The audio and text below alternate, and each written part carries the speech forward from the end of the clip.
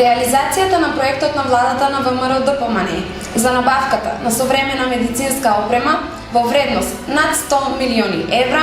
представува најголемата инвестиција во опрема во македонското здравство во последните 20 години.